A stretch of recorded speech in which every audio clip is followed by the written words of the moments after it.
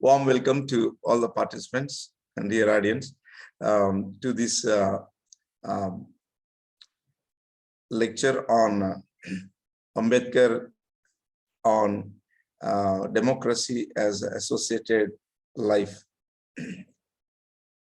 So we have a speaker. His name is Professor P.D.Satya sir from the Department of Anthropology, Andhra University, Andhra Pradesh. So he is a senior professor in anthropology. He served as a director for the Center for Study of Social Exclusion and Inclusive Policy, Andhra University, and he also served as a director, ASR Center for Tribal Studies, Andhra University. He was also served as a non-resident expert in studies on social exclusion, Brandeis University, Boston, USA. And he was also served as a chairman, Board of Studies, Department of Ambedkar Studies, Tiruvallur University, Belur. So he's also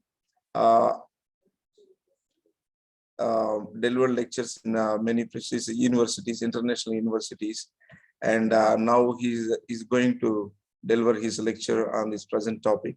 So I request Professor Satyapal Kumar sir to deliver his lecture. Thank you, Dr. P.D.Satya, and good evening, friends. I deem it that we know each other quite well, so a new introduction doesn't warrant, in fact, so over here. Anyway, thank you for that, and let us, without wasting any time, get on to today's topic. This is the topic number 8 in the series of talks on Ambedkar and then nation building. So today's topic is the Ambedkar on democracy as a mode of associated life. So as the topic itself indicates, that Ambedkar's view of democracy, how he looked at it, and then how we try to bring in this sort of a facet to establish a kind of a society, a democratic society in this country. So friends, I would like to present before you, Ambedkar was the first Indian and arguably the only Indian in the 21st century who offered a theory of radical as well as holistic democracy.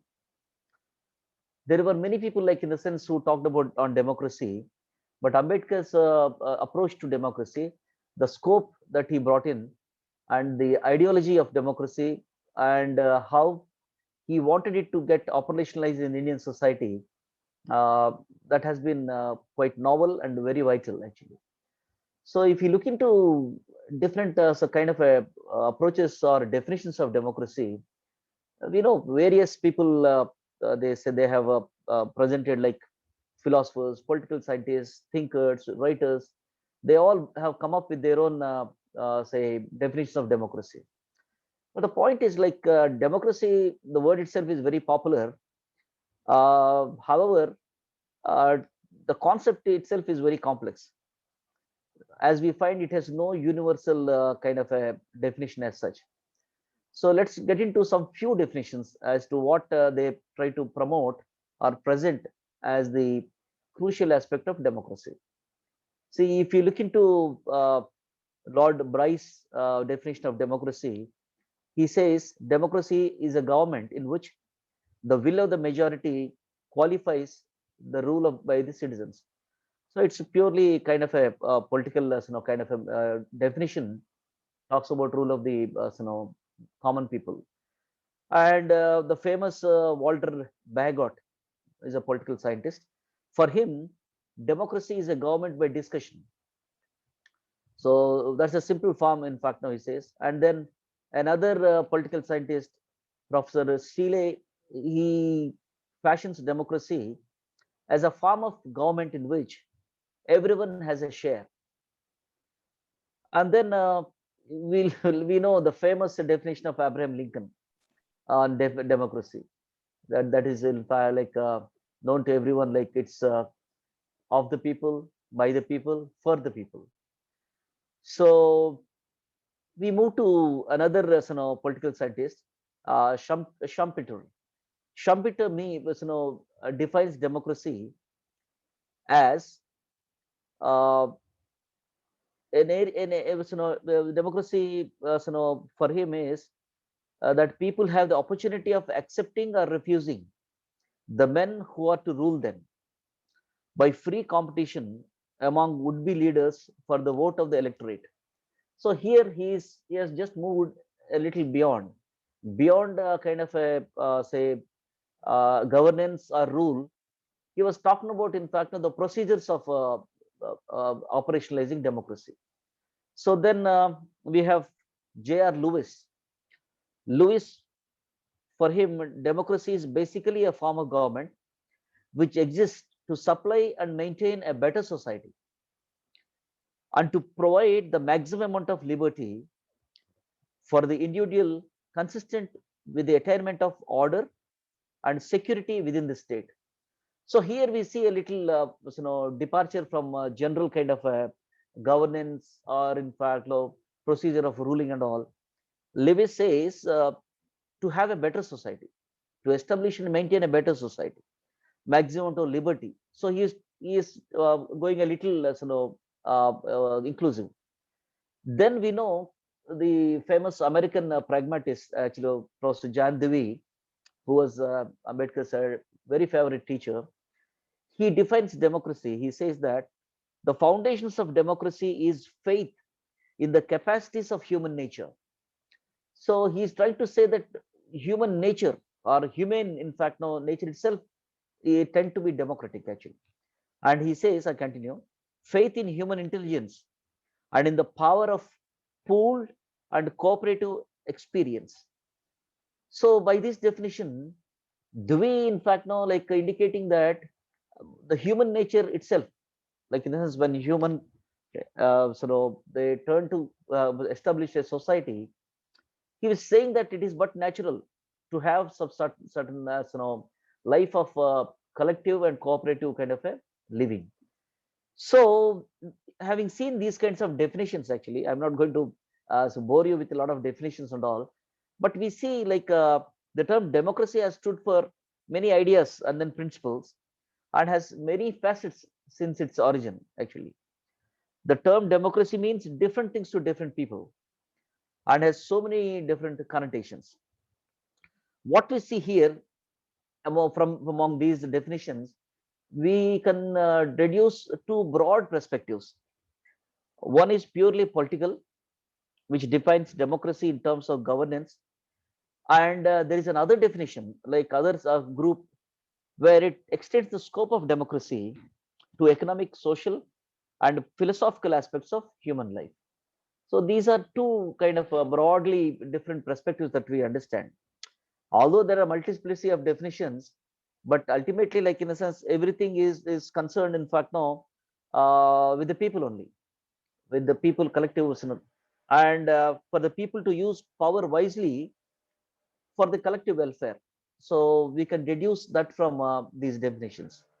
Now we'll turn to Ambedkar's scope of democracy, uh, because Ambedkar, had a very highly, like in a sense, as I referred before, a kind of a radical and also holistic, perspective towards democracy.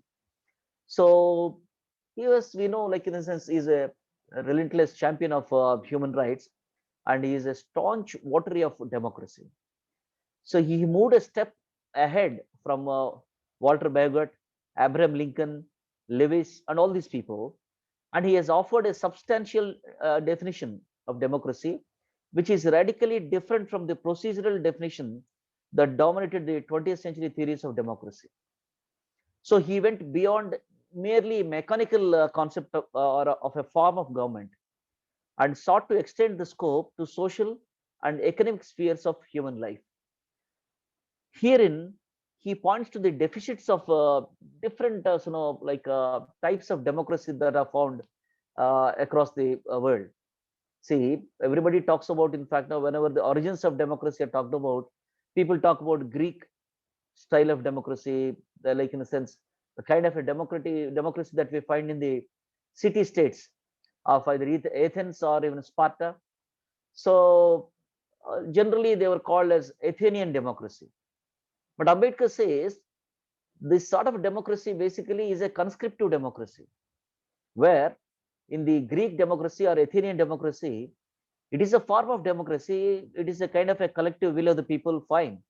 But the the values of democracy are not catered to all people who are there within the limits of that particular say state. Athenian democracy, where we find 50% people are slaves who do not have a right to participate in the procedures of democracy. We know pretty well about the plebeians and the patricians. So there are few people who have the right to enter into the democratic participation. So therefore, Ambedkar says such democracy is a constructive one, and he also finds a lacuna in the democratic functions of different types of democracy in different countries across the history. He finally comes into a conclusion saying that democracy, in fact, now he says it is a way of life, emphasizing the dignity of human being. So this is where he tries to extend the scope of democracy, not just to a form of governance or a procedures of governance, but he says democracy, in fact, now is a way of life, is a mode of associated life. That's what he exactly defines. So he says democracy is a complex social, economic, and of political factors affecting the relationship of the state to the individual, guaranteeing essential freedoms, personal liberty, freedom of expression, or organization of governing activities. So here he goes on to give his own definition of democracy. So what is that he has offered? He defines democracy as a form and method of governance whereby revolutionary changes in the economic and social life of the people are brought about without bloodshed. This itself, in fact, now is a radical, say, definition of democracy of any sort. He says that democracy is a revolution, but it's a peaceful revolution. And the form and method of this kind of a democratic governance, what was its purpose? He says that such kind of a governance should bring in revolutionary changes in the social and economic life of the people. So this definition, in fact, now friends, in which we see that there is a direct depart from the Western democratic imagination that foregrounds liberty. Western definitions, they all talk about freedom, freedom to choose, freedom to vote, freedom to, in fact, now like in a sense, pull back. But Ambedkar puts equality and fraternity at the heart of the democracy. So this is where he differs from all others. So he was not unmindful of the procedures aspects of democracy, but for him, all these democratic mechanisms like elections and parliament, they were there for a purpose. And the purpose is to bring about the maximum welfare of the people. So therefore, friends, here Ambedkar, in fact, now pushes the scope of democracy to a way of life or a culture, actually, so to say. So he says democracy is a culture which comes up, in fact, now which has to be like imbibed and then must result for a purpose, actually, for the betterment of, in fact, now every human being that forms a citizen of a particular state, actually. So he goes further. Ambedkar says, I quote, the roots of democracy lie not in the form of government, parliamentary or otherwise. A democracy is more than a form of government. That's what he says. It is primarily a mode of associated living. The roots of democracy are to be searched in the social relationship in terms of associated life between the people who form a democracy, unquote. So here he makes saying that he defines democracy basically as a form and method whereby revolutionary changes are brought in the economic and social life of people, without bloodshed, a peaceful revolution in the social and economic life. And he goes on saying that democracy is a culture, is a way of life actually. And he says that the roots of this particular democracy need not be looked in the form of government, but he says that it is should be searched in the mode of associated life of a society. And he says the roots are to be searched in the social relationships. So this is where he premises, in fact, no, the social life of people as a way of life actually. So having said that, that's his scope actually. He broadens the scope, moves beyond, in fact, no, the Western democratic imagination of democracy as a kind of a governance. Democracy talks about a procedure of, in fact, no, like operationalization of democracy. So now we look into his ideology of democracy. Ambedkar, of course, was not the first thinker to reflect on democracy, but he was the first one to offer original answer to three basic questions that a theory of democracy must address. So what are the three say questions that he is trying to answer? One is, a theory must set a norm, an ideal of what democracy should be actually, should look like actually. Two, a theory must evaluate the current state of democracy in the light of its ideal and offer a critique, which of course Dr. Ambedkar does. And finally, a theory must spell out a path to democratic ideal, from where we stand to where we should aim to be. So it should show, in fact, now what we are today and what we ought to be. So he says that all the three aspects or the three facets, in fact, no, they are very important for any kind of an ideology of democracy. So Ambedkar's answer to these three perspectives are quite original, because they were not drawn from some abstraction. His reflections were firmly located in the Indian context. So that's why I think so. I would like to remind, he says that whenever he says that my social philosophy is liberty, equality, and fraternity, let no one think that I have borrowed these ideals from French Revolution. He declared saying that I have borrowed these ideals from my master Lord Buddha and the cultural moorings of this country. So Ambedkar says that, in fact, no, India was the originator of a democratic kind of ideology and democratic governance in the world. Generally, in the popular say parlance, people refer to democracy to Greek, second century or third century, in fact, no, Greek city states, which Ambedkar states that they are conscriptive, and only a part of the society has the only just a part of the society has the right to vote and to participate in the procedures. So therefore, friends, that way Ambedkar was, in fact, now premising democracy to the Indian context.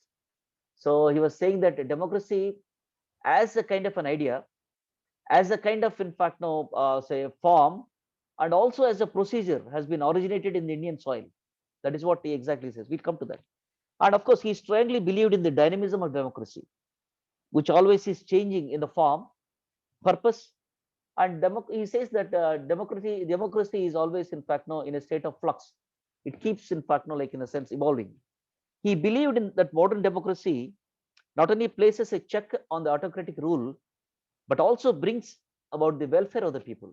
So here he premises, in fact, no, the purpose of democracy, not just as a form of governance, but to the welfare of the people actually. So here there is a kind of a divergence of understandings of democracy.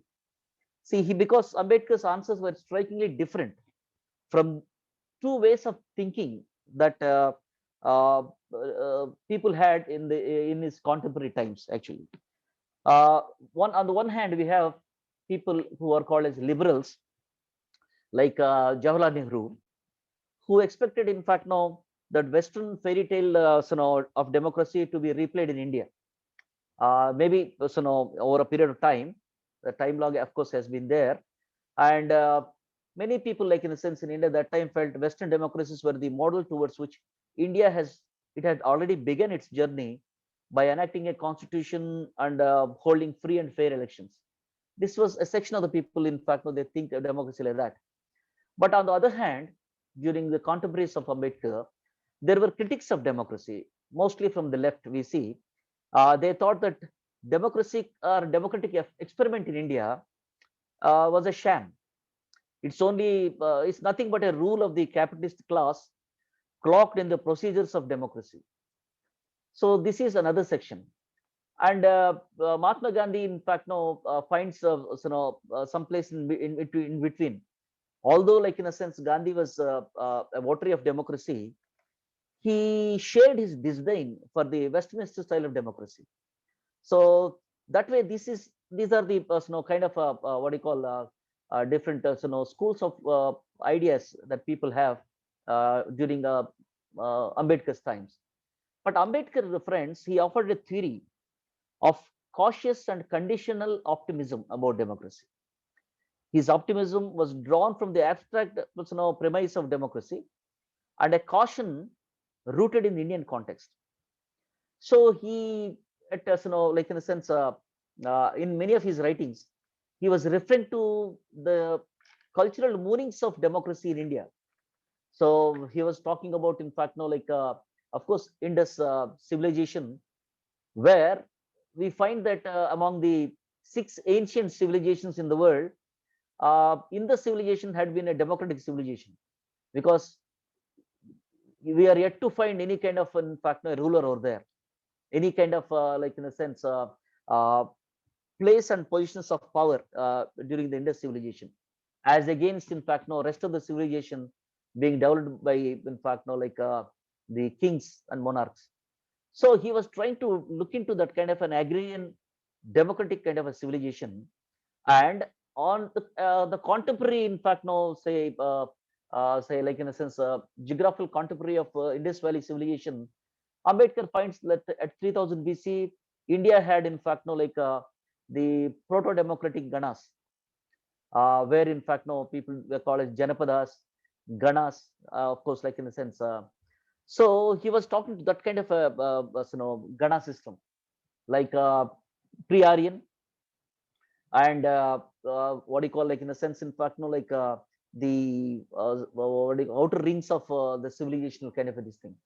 He was talking about the proto ganas in the Ganga Javana Doyab, where, in fact, no all these kinds of ganas were there, like Mallas, the Lichavis, the Vijayans, the Shakyas, Kolias, Magadas.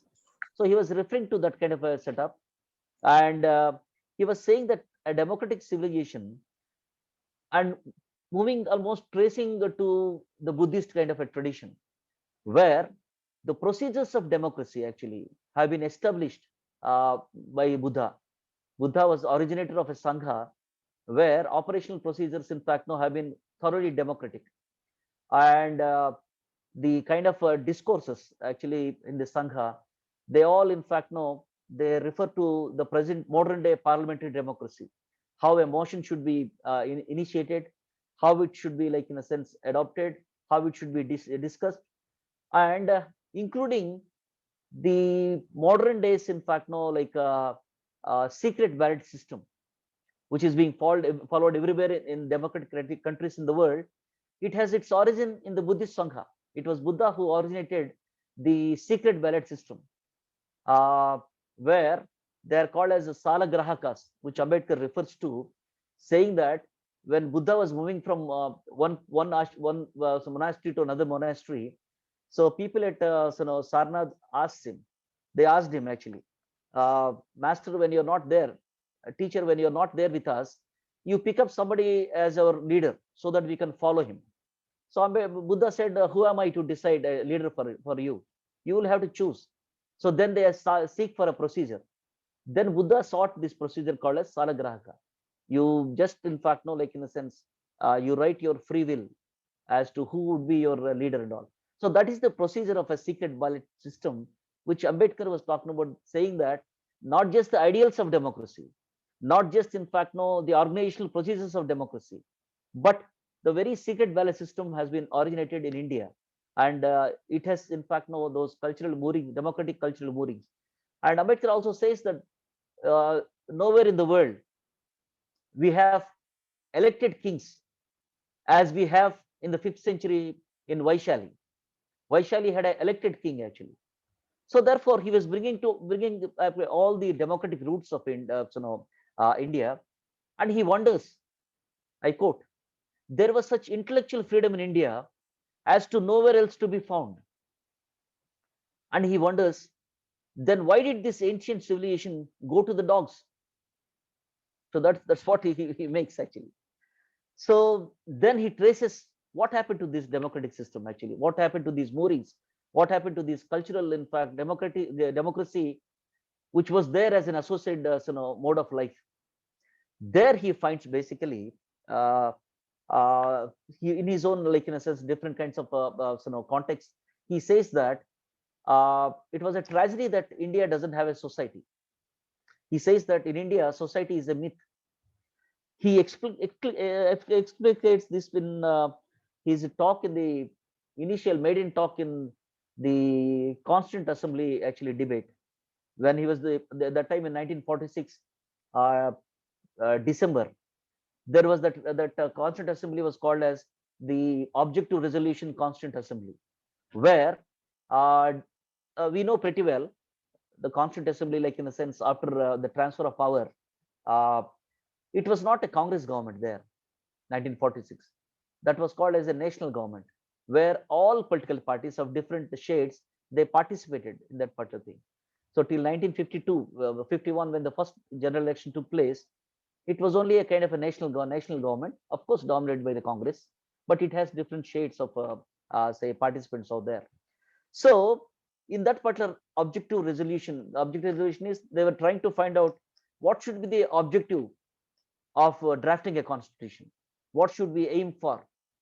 So in that particular objective resolution Constituent Assembly, we find these in the Constituent Assembly debates, where Jawaharlal Nehru was in fact now highly flamboyant. He was saying that we'll bring in the French Revolution here. We will give freedom to everyone. We will give liberty to everyone. So likewise, many participated. Even Madan Mohan Malaviya and people like Purushottam Das Tandon, and you have in fact no KT Shah. Many people of different shades they participated. But there, Ambedkar, friends, was the lone speaker. He discussed the future constitution and underlined the need for building up a cohesive society. He was saying that, like, in the sense, it is not the government or the mode of governance which decides the future of this country, but it is the type of society we want to be built in that decides the kind of a permanency of a governance and all, or permanency of a kind of a future of this country. Where he says in India there is no society at all. He says that India has multitudes of societies in the name of caste, and he talks that in fact no castes, they create in fact no pools of isolation, and he says that this caste in fact no uh, keeps people isolated. It prevents any kind of in fact no like say cohesive thought, collective life, and then shared kind of a aspects of life. So therefore, there he says, I quote, he says that our difficulty is not about the ultimate future. Our difficulty is how to make the heterogeneous mass that we have today take a decision in common and march on the way which leads us to unity. Our difficulty is not with regard to the ultimate, our difficulty is with regard to the beginning. That is exactly the speech, in fact, Dr. Ambedkar says. He says how to tackle with the divisive, with the isolated, in fact, caste, where in fact each caste is living like a society itself. All human feelings, they start with the caste and end with the caste. I'm of course not going to that kind of a discussion. We had a very elaborate discussion as to the nature of kind of attitude of say, uh, uh, or we went into the kind of a psychology of caste and how it tries to build in a type of a society which never was a democratic kind of a thing. So Ambedkar says that this is the basic problem which we need to tackle before we go for a constitution. He says that constitution can only be a document, but the Indian constitution, it is just only because of Ambedkar's intervention, it has not become, in fact, no, a document of governance. It has become a blueprint of social revolution. This is exactly what an expert on constitutional philosophy he talked about actually. So he says that, like in a sense, Professor there are two, three people, like in a sense, they said that the Constitution of India is not just a political document; it is a document of social revolution, basically. So it is Professor Granville Smith. He defines that as a blueprint of social revolution. So Ambedkar says that we must begin by acknowledging the fact that there is complete absence of two things in Indian society. One of these is equality. On the social plane, we have in India a society based on principle of graded inequality, which means elevation for some and degradation for others. On the economic plane, we have a society in which there are some who have immense wealth as against many who live in abject poverty. So he premises these two things for a democratic kind of a society. And that's the reason why his very definition of democracy, like in a sense, goes like that, saying that democracy as a form and method of government where revolutionary changes in the social and economic life are brought in without bloodshed. So he premises these two. That's the crux of Ambedkar's, say, what you call holistic democracy when he brings it out. So he says that the caste system has divided Indian society, into many parallel, self-contained communities that did not allow for conversation and a negotiation necessary for a healthy democracy. See, democracy is an exchange of ideas. Democracy is the purpose of, in fact, unified life. That becomes, in fact, negated because of this, kind of a social system. So Ambedkar's critique of caste system was not merely that it was unjust and oppressive for the depressed classes, but also that it fractured national unity and made democracy impossible. So that's the reason why he says, I quote, the very existence of caste is the standing denial of the existence of democracy. That's what he says, unquote. The associated living that democracy presupposes simply did not exist in India, actually, at that contemporary time which Ambedkar was talking about. So therefore, what are required? What are those essential ingredients that are required to have a sound society, a perfect society? So he finds, in fact, now, of course, he draws very heavily on this from his teacher, Professor John Dewey, the famous American pragmatist, actually. He who wrote the book called as Democracy and Society. So Ambedkar, in fact, now says that there are two important characteristic features that an ideal society should have. He says that there must be social endosmosis. Second is organic filaments, which the society in India, in fact, no, doesn't have. So what does he mean by social endosmosis? Osmosis, we know the process of osmosis, in fact, no, like we find in we must have seen in botany, where we see that the roots of a plant, they draw water and minerals from the soil, and they faithfully pass on these things to every part of the tree, including the topmost foliage. And whatever, in fact, no, the energy that is produced by photosynthesis, that equally faithfully, in fact, no, comes down. There is, in fact, no, an exchange. There is communication of, like in a sense, a product, and also, in fact, no, a compensated kind of a thing. There is this kind of a free exchange of things, actually, which we see, call it as osmosis. So Ambedkar says an ideal society should have full channels of this social endosmosis, where there must be exchange of many things among the people, ideas, products, and also the procedures. For that, it requires, in fact, now freedom of, in fact, communication should be there. But that is a major hindrance in Indian society, where you don't find, like in a sense, we say that there are 6,000 castes, and we find that no two castes at any point level, either on the top of the social system or on the bottom of the system, no two castes are equal. Each caste, in comparison to another caste, either should be superior or should be inferior. This whole system basically has been founded upon the principle of inequality. Never we find equality at all. So therefore, Ambedkar says the social endosmosis, in fact, becomes impossible in such kind of a society. There is one-way traffic. All the productive costs they produce, and there is appropriation on the other end. There are no two-way process over here. That is one important ingredient or characteristic that an ideal society should have, that Indian society lacks in the observation of Ambedkar. The second factor is organic filaments. Ambedkar says that organic filaments, in fact, can also be explained as a consciousness of kind. People, all people who form into a society, they must have that kind of a consciousness that we are all one. We all belong to one particular group, actually. So such kind of, in fact, feelings you will not find in a caste society. Caste, basically, like in a sense, it doesn't create that kind of a thing. And even we know pretty well, individual has no place in a caste society. Individuals' merits, individuals' personal ideas, individuals' thoughts have no value in the caste society. It is always the group that determines the status. It is always the group to which an individual belongs that decides what an individual should be. So therefore, Ambedkar identifies Indian society lacks that kind of a important feature, which is called organic filaments, actually. So he says that, and he highlights fraternity as the root of democracy, and without fraternity, other ideals of democracy like equality, liberty cannot endure. So this has been his premise.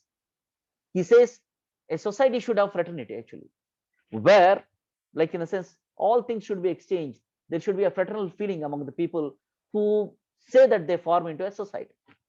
So likewise, friends, Ambedkar premises, and then he divides democracy into three facets. He looks into that kind of a thing. That's what he says. A holistic democracy has to have three facets of democracy. He says one is the political democracy, second is the social democracy, third is the economic democracy. He says all the three facets, unless they have been firm footing in any kind of a society, that cannot be an enduring democracy at all. That has been his theorem, actually. So for him, social and economic democracy, they form the tissue and fiber of political democracy. That's what he says.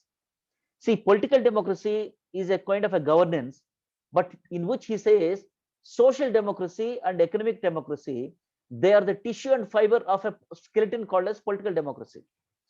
Social democracy means a way of life which recognizes liberty, equality, and fraternity as principle of life.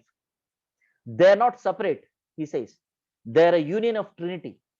So that is where he says, basically, like in a sense, a social and economic democracy must become, in fact, a reality in any kind of a practical democracy. Mere political democracy, he says, that it cannot sustain without these two. So that has been his firm kind of a premise from where he started his own argument and premise of, in fact, having a democratic society and a democratic life. So, friends, for him, democracy is more than a form of government. He says it is a form of organization of the society. It is not just, in fact, political kind of thing. He extends the scope of democracy to an organization of society. He regarded a favorable social setting as a prerequisite for the success of democracy. Otherwise, in fact, he says a democracy would be only a top dressing, which he called it, in fact, without which, in fact, a democracy would not last. The formal framework of democracy was of no value in itself and would not be appropriate if there was no social democracy. So that's the reason why he premises that. And he as we have seen, that Ambedkar regarded democracy as a way of life. It involved rational empiricism, emphasis on the individual, not on the destined kind of a groups, actually. Instrumental in nature of state, voluntarism, and law behind the law. Nobility of means, discussion and consent, absence of a perpetual rule, and basic equality in all human relations. These are some of the factors which he tried to project, in fact, for a democratic way of life. So he says that, I quote, An ideal society should be mobile, should be full of channels for conveying a change taking place in one part to the other part. In an ideal society, there should be many interests consciously communicated and shared. There should be varied and free points of contact with other modes of association. In other words, there must be a social endosmosis, which we have also seen. This is fraternity, which only is the other name for democracy. So there he says, again, he reiterates, democracy is not merely a form of government. It is primarily a mode of associated living, a living of conjoint communicated experience. It is a respect and reverence towards fellow men, unquote. So these are the basic foundations which he says that a democratic governance presupposes a democratic society. That is what Ambedkar has been stressing upon. Without a democratic society breathing and living with its own way of life, a political democracy shall not prevail. That is exactly was his conviction actually, and especially it is for a society like India. So that's the reason why Ambedkar said, without a social and economic democracy, a political democracy would be like a top dressing. In fact, no, it will be building a mansion on a dung heap. That's what he says actually. So he premises those kind of a thing for a sound democracy. He outlined that equality is the principle and the substance of democracy, which must be sought through social revolution. If our society is to become democratic, the spirit of democracy should be slowly and peacefully introduced into our customs and institutions. In searching out that social design of democracy, he suggested the possibility that equality in one aspect should be extended to other aspects as well. So, in India, like in a sense, as I said, Ambedkar may not be the first person to talk about democracy, but he was the first person in the 20th century to talk about the ideology of democracy and the extension of democracy as a holistic one. And he was the first serious student of social consequences of political institutions. He says, a democratic, in fact, no, like in a sense, a framework, a political democratic framework is of no value and would indeed be a misfit if there was no social base for it. So he says that an attitude of mind, an attitude of respect and equality towards fellow individuals, this should form the basis of the social organization. And he further said, reiterated, democracy is more than a political machine. It is even more than a social system. Earlier, he was saying that it is not a form of governance. It is, in fact, no, earlier we have seen, in fact, no, it is a form of organization of society. Then he extended to saying that it is a mode of associated life and a mode of, in fact, no, communicated experience. It is a respect and reverence, fraternity. That's what he says. Now he goes beyond that, actually. He says that democracy is more than a political machine. It is even more than a social system. He says that it is an attitude of mind or a philosophy of life. So here, in fact, no, he extends the horizon of democracy. Like he wants not just a political governance, he wants a democratic form of society to be established on a firm footing in India. Rather, it is not an establishment, it is some sort of a re-establishment where he says democratic moorings were there in the cultural history of India, basically, which he wanted to bring them in, actually, like usher them in. So therefore, friends, when the French revolutionists, in fact, now call fraternity, Ambedkar says that word fraternity is not adequate expression. So the proper term, of course, he says, is the Buddhist term, which says Maitri. The word Maitri basically has much more deeper connotation rather than just fraternity.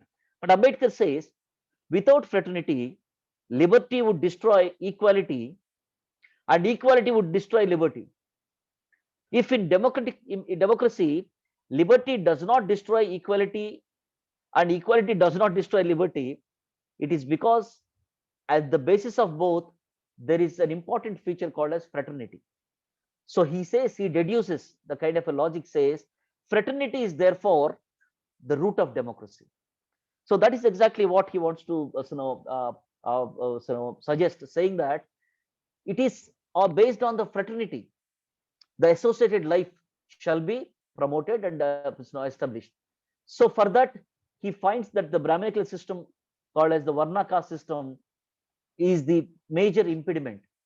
That is the reason he says the very existence of caste is the standing denial of the existence of democracy. That's why he deduced that kind of thing.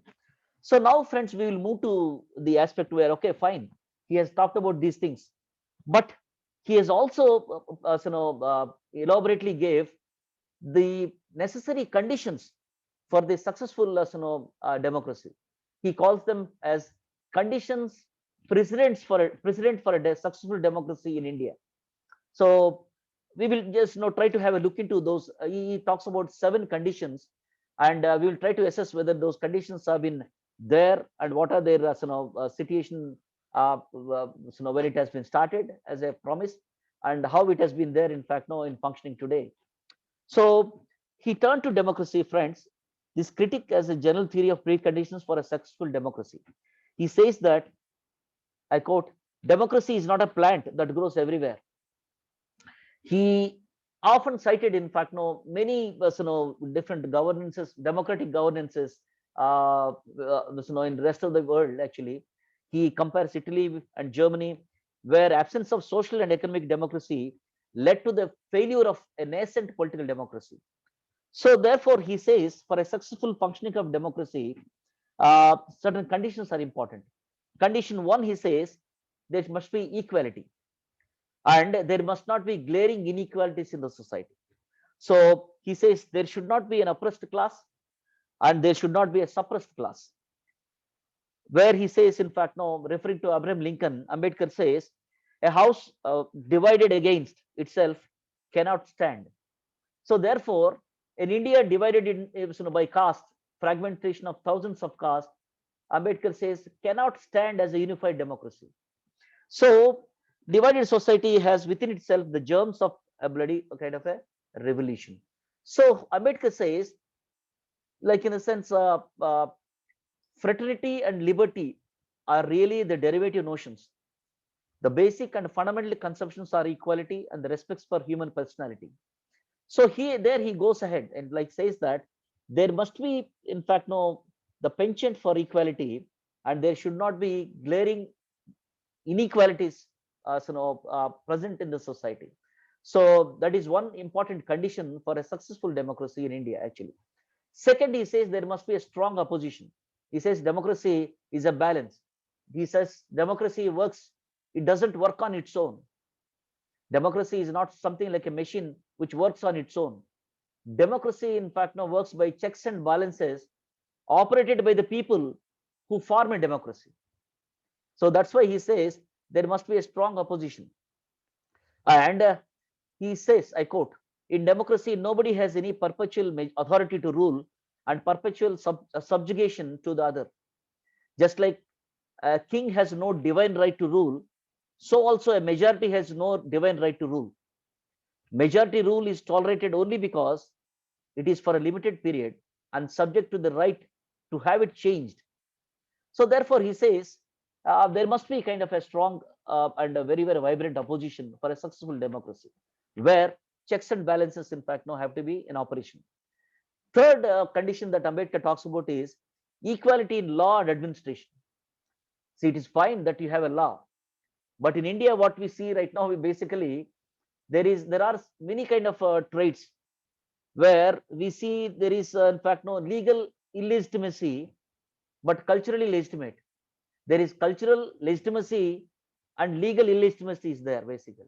So this is a contradiction which we need to, like in a sense, say resolve. And Ambedkar says there was no equality if there was no inequality law and administration. Because of the Brahminical culture, there is no equality in law and administration. So he says that there must not only be equality before law, but there must be equality of treatment in administration as well. It's not just enough you have equality pronounced in the law, but that must be operated actually by the administration. That's why Ambedkar says an administration need not just be good efficient administration. It also must be a good administration actually. Good means its intents should be in fact no positive for majority people of this country. So then Ambedkar premises as a fourth point constitutional morality. This is an important area, like in a sense he borrows from Edmund Burke and also from Lell, the political scientist, and he premises constitutional morality is very important aspect actually for a successful democracy.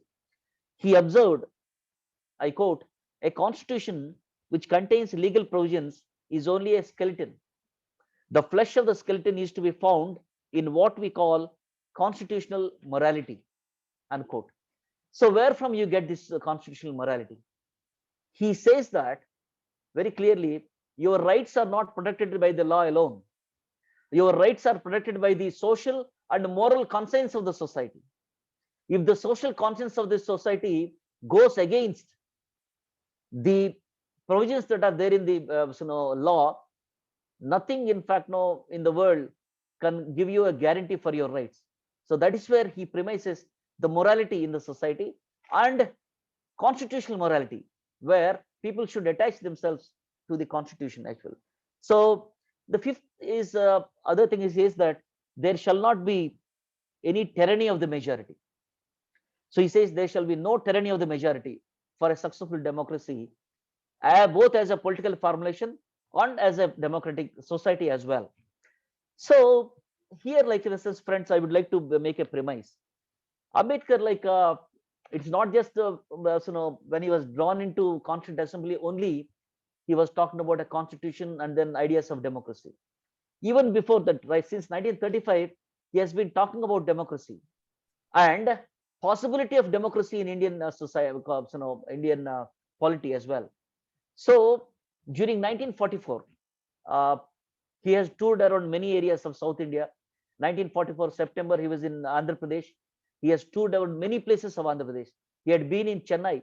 He has toured Madras Presidency thrice actually. And all along that time, 1942 to 1944, 45, during the Second World War, Ambedkar has been talking about the formulation of a constitution.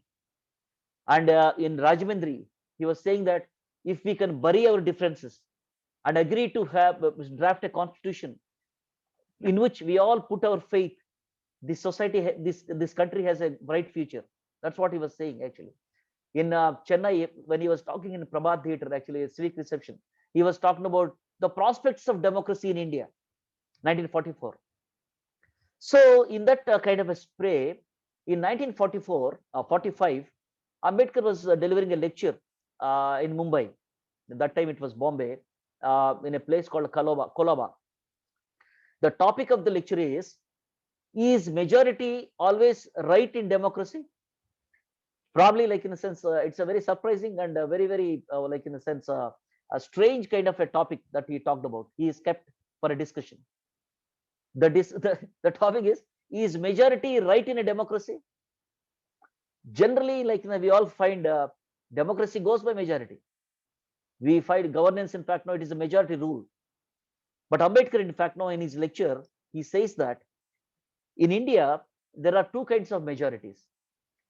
He says that one is a political majority and other is a communal majority. And he compares between these two. He says that a political majority is better among these two because a political majority can change after every elections, whereas a communal majority is born. Communal majority is born actually. It can never be changed. It's a permanent majority. So therefore, Ambedkar says, rather prophetically, he says that, okay, fine, communal majority is permanent. It cannot be, in fact, no, called as a democratic kind of a majority. It is kind of like, in a sense, a permanent majority. But a political majority is dynamic almost. But he says, if a political majority joins hands with a communal majority, Ambedkar said in 1945, it leads to a fascist state. And he goes on saying that he didn't just state that. He said, in such a state, on the pretext of nation's interest, the rights of the individual, which are very prominent in a democracy, shall be curbed. I think so, friends. We can make very kind of a derivatives juxtaposing with the current democracies, both in India and abroad, actually. So he was so prophetic, like that's why he was called a statesman actually. So therefore he says there shall not be any tyranny of the majority over the minority. And he says that the minority must always feel safe, that although the majority is carrying on the government, the minority is not being hurt. So that's what he feels. Every member of the minority should be treated with due respect and dignity, and he should be heard irrespective of his view. So that's what Ambedkar says as a very, very important condition for the successful democracy in India. And of course, the sixth is talks about moral order. Morality, in fact, no, he says, Ambedkar says, democracy requires the existence of a moral order in the society. He contemplates, in fact, no, politics cannot be devoid of ethics. Government, in fact, no, may pass the laws and implement them, but unless there is morality in the society, a law cannot achieve any success. So there he goes on, in fact, now talking about the politics and political life and the political procedure. He says, I quote, politics has become a kind of a sewage system, intolerably unsavory and insanitary. To become a politician is like going to work in a drain. I quote. Therefore, he has no faith in the value-free politics. So he wants to have values and morality in the politics. At the same time, it does not mean that he is, in fact, has a strong dislike for politics. He also says, of course, he says, I quote, politics has become a game of the scoundrel, but for me, it is a mission. That's what he says. Politics might be like, in a sense, generally we say it is, in fact, somebody said politics, in fact, no, is the occupation of a scoundrel. But Ambedkar says it may be, in fact, no, like that. But for me, it is a mission. He puts, in fact, no, the ideal as for how politics can be a mission. He says a politician does not merely trade in politics, but he also represents a particular faith covering both the method as well as the metaphysics of politics. Here, even in fact, he was talking about metaphysics of a religion. He says that, in fact, no, he promotes a kind of a civil, secular, kind of religion is possible without any kind of this thing. That's the reason why Ambedkar says a religion must not be theocentric; it must be anthropocentric. That was his famous kind of a quotation. Here he says the method and the metaphysics of politics, in fact, must take up the responsibility of a machinery. A machinery, like how, in fact, no machinery tries for establishment of his ideals to be preached. Ambedkar says a politician must have morality to see that the very ideals of liberty, equality, fraternity are established in the society and maintained. So, friends, he says, if there is no moral order, democracy will go into pieces, and as it is going now in our country. This is a quotation, in fact, now which he makes in 1952 actually. And finally, the condition Ambedkar places is public conscience. It is last but not the least, actually, that public conscience is essential for the successful working of a democratic constitution. So Ambedkar says, conscience which becomes agitated. See, he wants such kind of a public consciousness where he requires a consciousness among the citizens as to a consciousness which becomes agitated at every wrongdoing, no matter who is the sufferer.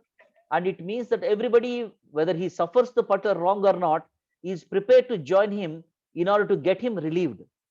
That is where, like, in a sense, he cites many examples where, like, the perpetrators sometimes, in fact, no, and many a time, the people who want to, like, in a sense, have a better society also have come from a perpetrating sections actually.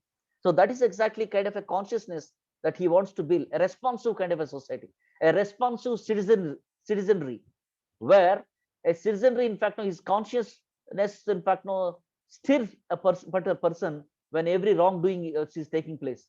He doesn't want, in fact, no, what do you call a dumb, mute spectators as citizens actually. So, friends, that is how, like, we see these are the seven, like, in a sense, conditions that he has kept for a successful democracy, not as a form of political, kind of a governance, but as for establishing a democratic society in India. This is where he premises those things. And he says that, he also says that three important conditions should be there for a success, for maintaining democracy. One is constitutional methods should prevail. Two, there should never be a hero worship. He says that one should not lay the liberties at the feet of so-called great men. And third, in fact, no, is to see that a political democracy turns itself into a social democracy. That these are the conditions again where he puts across. So he says that, he says, I dislike hero worship. And he quotes, I let me bring his quotation.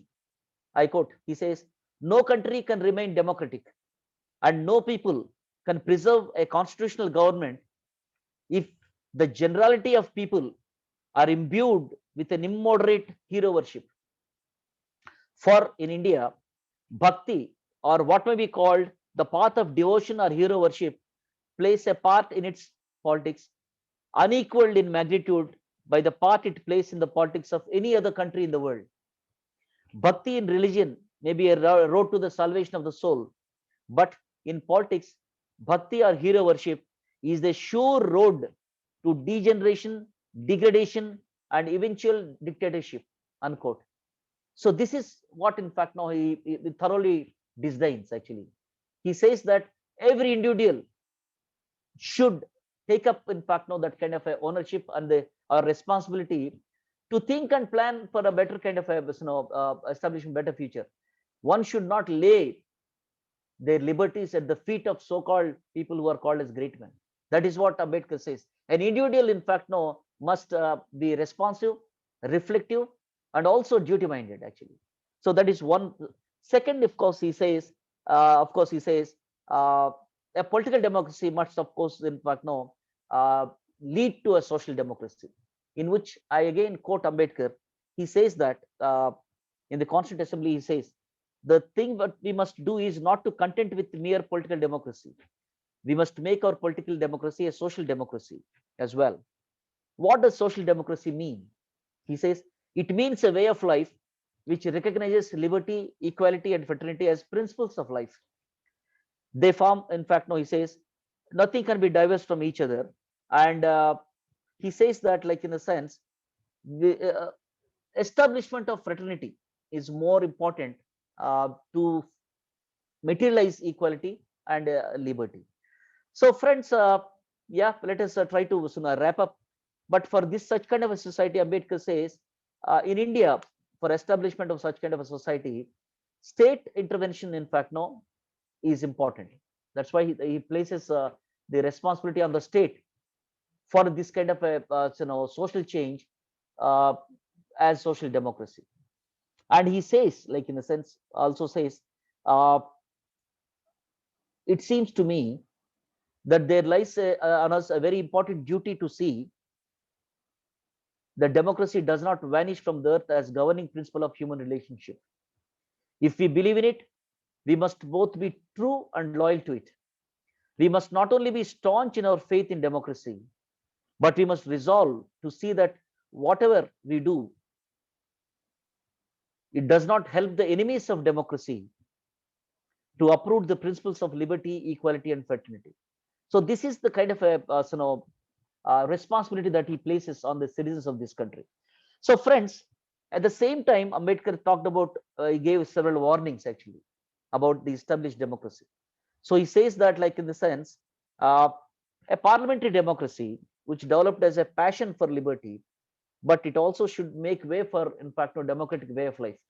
So he was warning, saying that on the at the time of adoption of the constitution, many of us, we know that he says that, I quote, on 26th of January 1950, we are going to enter into a life of contradictions.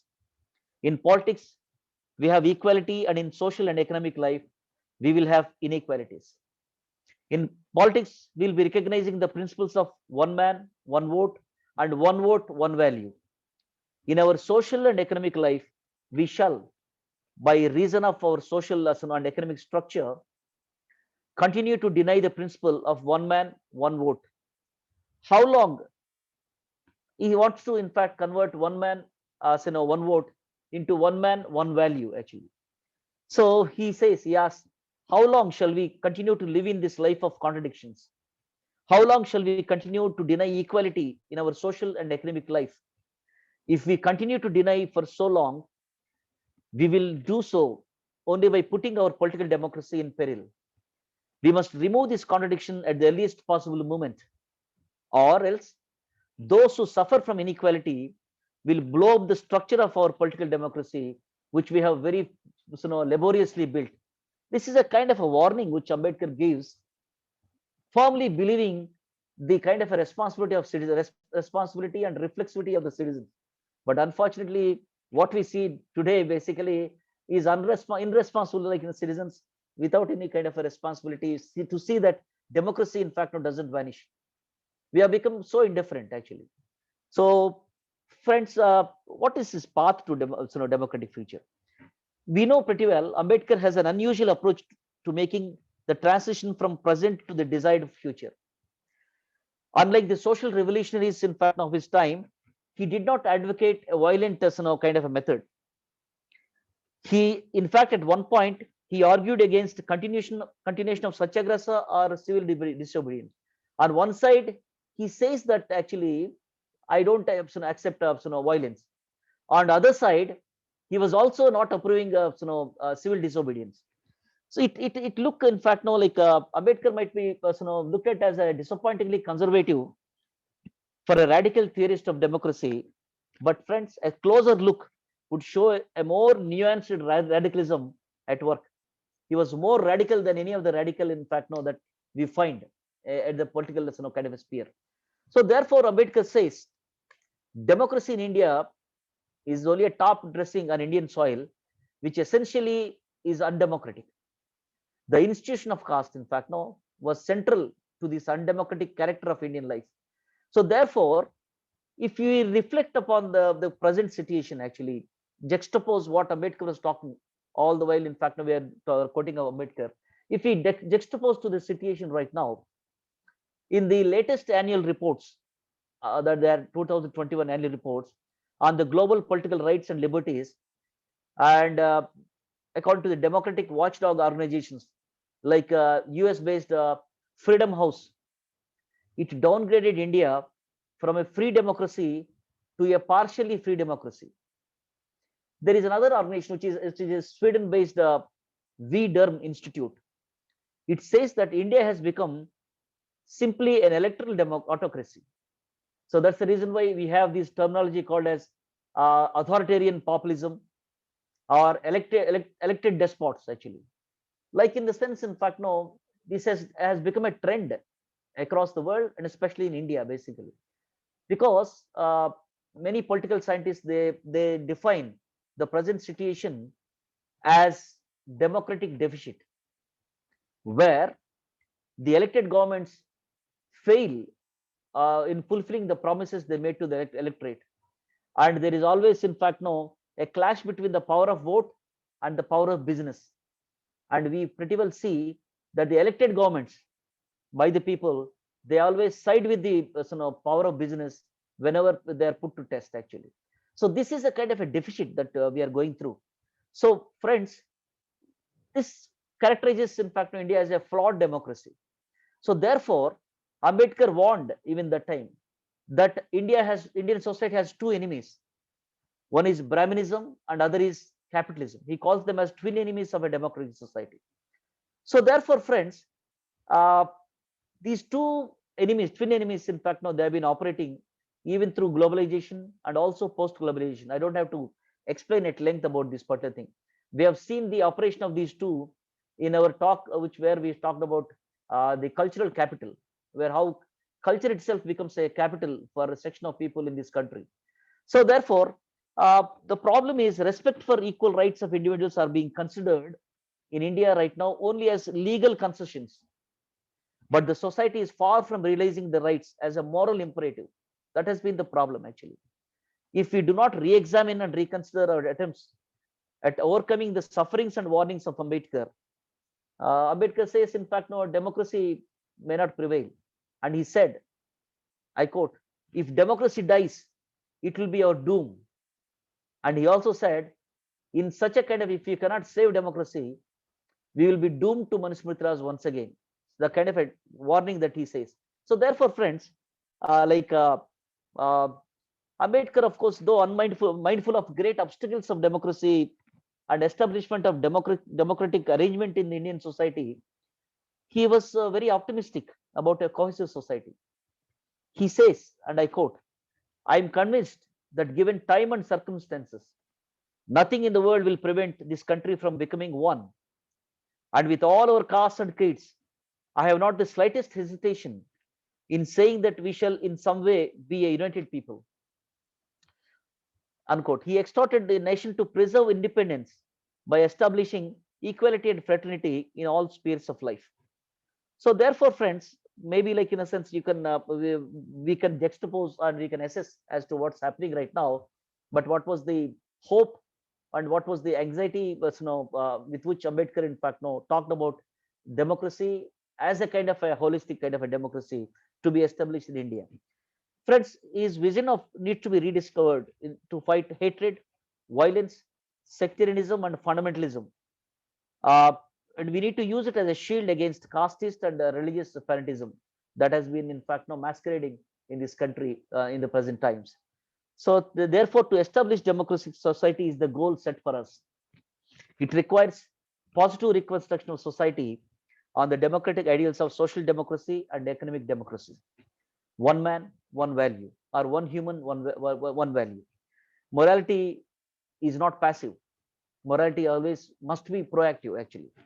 To defend democracy in its true sense becomes the moral duty of every citizen. The point is, unless we start practicing, in fact, now what we want to achieve, how can we get them? So therefore, we form a new society or we form a democratic society in the process of becoming.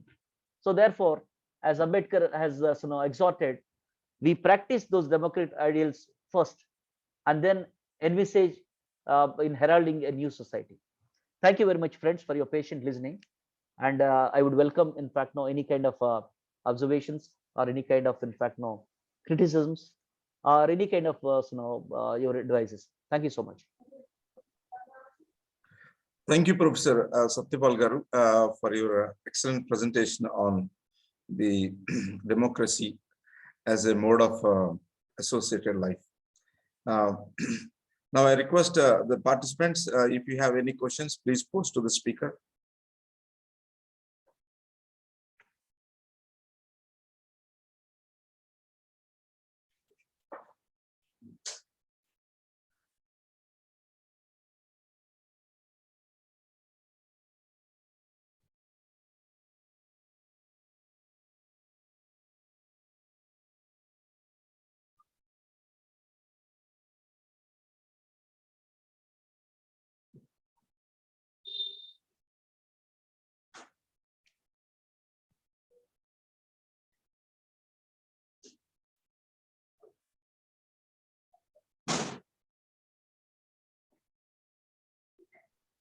How to take silence, rather how to understand about it. Yeah, please, friends.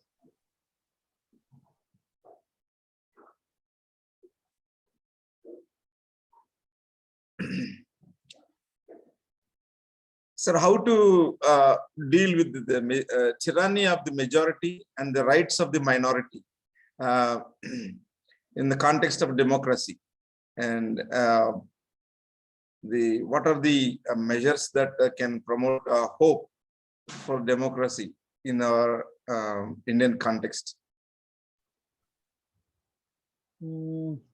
Yeah. From the perspective of Ambedkar, of course, like in a sense, we all understand minority. Generally, we understand minority is only a religious minority. But from the viewpoint of Ambedkar, he affirms saying that minority need not be a religious one. There are in India several social minorities as well. So therefore, like for a democratic attitude, Ambedkar says that to take in the views of the minority is very important. Not to treat minority as somebody to be brushed under the carpet, actually. So that is where, in fact, no, the maturity of democracy lies, uh, where we find, like in a sense, mm, such kind of a balance has not been there so far. It has to be, like in a sense, inculcated. So therefore, in terms of religious minorities, Ambedkar almost wrote almost 175 pages in his volume 5. He talked about Christians in India. He talked about Muslims. In fact, now he talked about sick converts, actually their conditions. And when he was in this concluding say paragraph, he wrote 3 4 things. In fact, now, like in a sense, Christianity India and its mission. And he was also talking about, like in a sense, the condition of the convert. So he says that in the end, last he says that uh, he critiques the attitude of the religious minorities, almost all religious minorities, saying that they have been, like in a sense, so passive in participation of political life of the country. So he seeks some kind of active participation as a citizen. So he says that my advisors are not of an adversary, but advisors of a friend. Actually, he says that in 1936 he was writing this. Actually, he says this, otherwise these minorities must face the majoritarian fanatism, which is masquerading in the name of, in fact, no, a religious majority. He says that, in fact, unless these religious minorities actually have to be socially engaged, there would be a bleak future for them. They have to be put to a lot of different kind of consequences. So that is one aspect of it. Ambedkar said assertive, being, in fact, now being a citizen, like taking up the responsibility of the citizen and all. One. Second thing is, basically, Ambedkar said, let tyranny has freedom to enslave. That was his very, very important catchphrase. That is the title of one of his writings. He says that we shall not, in fact, no, allow the say adversity to have all the liberties to smack democracy and then bring up a kind of an authoritarian rule. So he says, let not the tyranny has the freedom to enslave.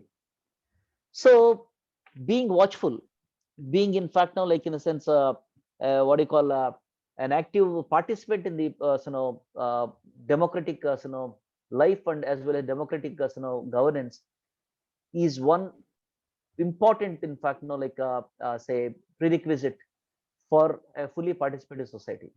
Otherwise, you will allow the field to be manipulated by few people, and they try to, in fact, now score goals without having any kind of a goalkeeper.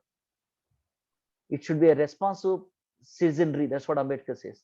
Responsive, reflective citizenry. That's what he says, that there must be a consciousness which, in fact, now turns at every wrongdoing.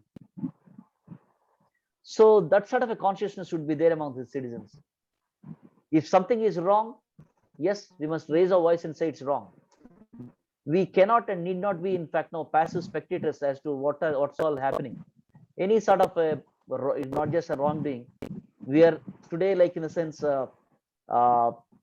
any kind of what do you call hatred, or any kind of atrocity, or any kind of, in fact, excesses on human dignity has also been, in fact, now a matter of entertainment for many of the people in this society. We do not have people responding to them, actually trying to be reflect upon that particular thing, and then try to denounce what is say good and what is bad. If something is wrong, people are not responding. It is requiring, in fact, it requires sort of a lot of guts to stand up and talk. So such a situation has been, in fact, now developed because the majority have been mute spectators. That's the point actually. So therefore, minority majority basically in fact in democracy, uh, they're all there are no permanent majority and no permanent minority. Political majority always changes. It's always dynamic actually. So therefore, when we talk about majority, the problem with India is with regard to the monolith communal majority actually. That's the issue that plagues India so far. But if you look into deeper into it, there is no such majority as such actually. So I think so it requires another kind of a discussion as to look into what forms a kind of a jingoist majority in this country. Yeah, but it requires a responsible citizenry for a successful democracy. Yeah. Thank you, Professor Satyapal garu. For the two things I understand, the active citizenry and the personal responsibility of each citizen um, are the things that really help us to be watchful of to promote the healthy democracy. I just want to add one more thing. Actually, Ambedkar, at one point he said, my mission is to elevate members of caste into the members of a civic society. I want to elevate the members of caste, which if in fact no, they have been imprisoned by that caste kind of a social life. I want to elevate the members of caste into members of a civil society as citizens. So that he said that's his mission actually. So that speaks all which we talk about actually. Yeah. So how do we do that? How do we do that?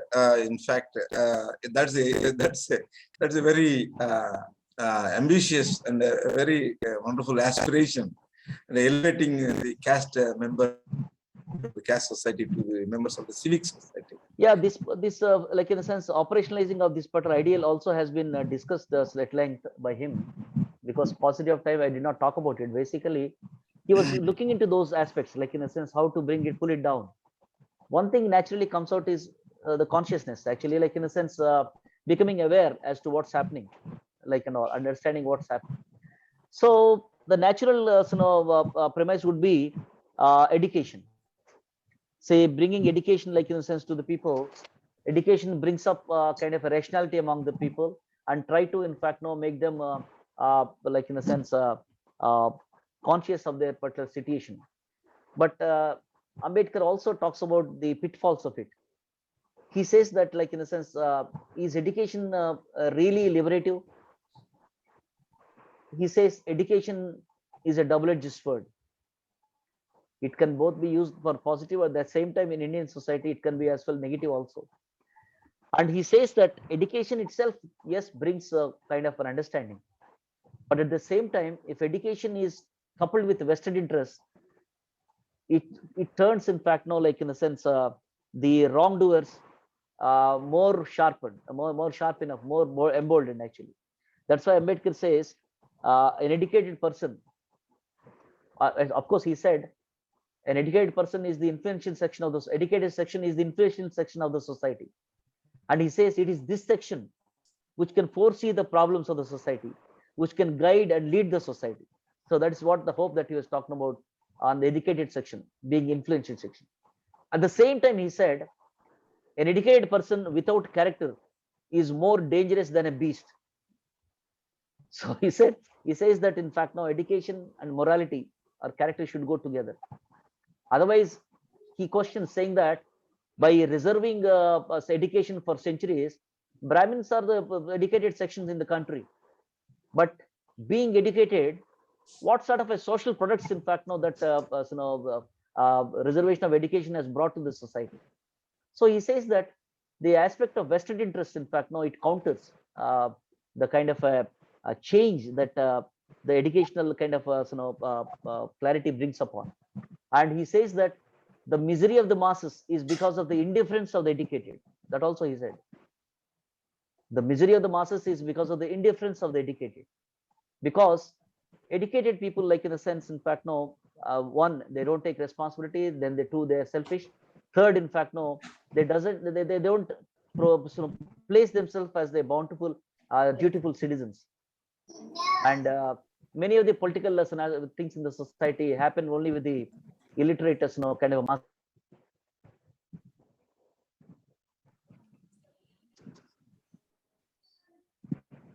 where masses are more gullible, and then easily be manipulated. Yeah.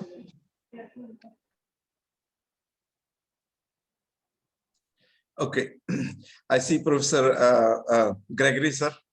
Welcome, sir. Thank you for joining us. Professor Gregory, so nice to see you. It's very encouraging. Yes, really honored to have you here. Yeah, I mean, with a lot of interest, I was listening to you. In fact, I couldn't join from the beginning. I joined a little late. That's but fine. That's I fine. know, I mean, you have. As long as you're here, that's a kind of a special session. Yeah, in fact, I enjoyed it. We know that Ambedkar was an extraordinary person with a lot of vision, and he knows, and he is a man of vision, man of values. But we hardly see such persons and such politicians today. So that is the fate of today's India. In fact, I had been, as an NSS program officer in the 1990s, I used to have a lot of debate towards a meaningful democracy. Yes. And we used to debate it. And so my whole perspective is that India is the largest democracy. Yes. We really appreciate it. And it has been very successful as compared to many other countries. Thanks to Ambedkar and the kind of constitution we have. In fact, our constitution, we, the people of India. I mean, it's not somebody else who gives the constitution. We, the people of India, give to ourselves the constitution. And that's the beauty of and thanks to visionaries like Ambedkar. But then we know how a democracy is operational in India. Yes. It really does not follow what the leading experts they envisage, and therefore we need to really rethink and revisit our democracy. See, as Ambedkar himself says, the majority need not be the right. I mean, need not be always right. Minority has its own need. And see, what I had also written about it, but though not published in some magazines. See, if somebody wins the election, what is the percentage of the voting? Maybe 60%, let us say 60%. Yeah, and he wins by 40%. So how much he scores? Only 24% of the people he represents. It is not a majority. Yes. That's right. And we don't have the recalling of the Yes. people who we elect. And once they are elected, they think that they are the rulers. They are the powerful. Yes. In fact, we say that people are the rulers, but the opposite is happening. Yes. And when it comes to the question of the election, many times we look into the issue that is immediate, not that what happened in the last 5 years. It's not a cumulative effect. We respond. But then, if you analyze the history of Indian democracy, we see wonders. Each election brings out its own wonders. I don't know how it happens. That is the beauty of democracy. But then, as an individual, I don't know how many of us as citizens really give the value for the vote. Right. Because an offer of a drink can fetch a vote. So that's the kind of society we live in. So in fact, we talk about fraternity, equality, and liberty and social justice. These are all beautiful principles, but in action, there is a lot of manipulation. Yes. There is a lot of corruption, and even the delayed justice. We have to wait for maybe 10 years, 20 years, 30 years, people even die to get justice. So, I usually compare to the village panchayats where people, if there is an issue, they come together and sit. The traditional panchayat, they sit and solve the issue. Immediately they punish if someone has done something wrong. But then in today's justice system, we don't get justice. And who are punished? They're the powerless. The powerful always escape. So this is the kind of democracy we still, when we think of all these things, we feel very much, disappointed with the kind of democracy.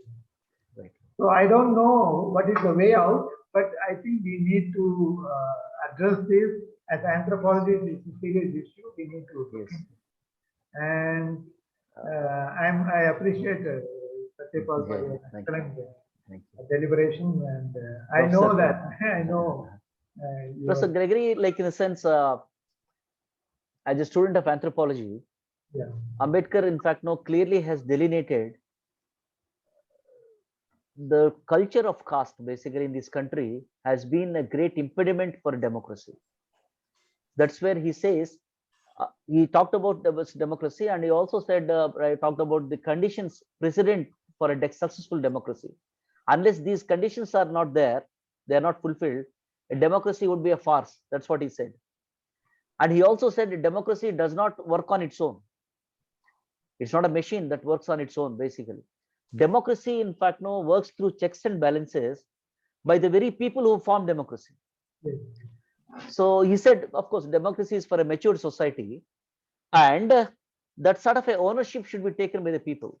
And he said, all the organs of democracy, be it, say, legislature, be it judiciary, be it bureaucracy, people should make them responsible towards them, actually. That has not been there.